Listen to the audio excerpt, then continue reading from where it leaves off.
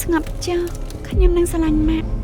មានមោទនភាពលើម៉ាក់ជានិច្ចពុត្រីនៅថ្ងៃដែលម្ដាយឯងស្លាប់តើសន្លឹកបៀសរបស់ម្ដាយឯងនៅ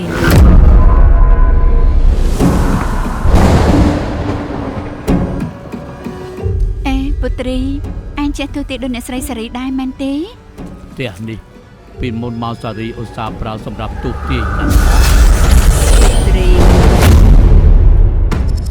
ខ្ញុំមិនដឹងថាជាម៉ាក់ខ្ញុំឬមិនមែនទេ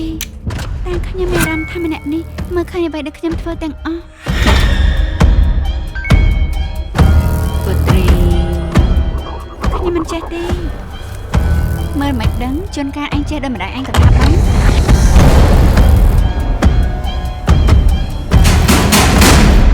អ្នកមីង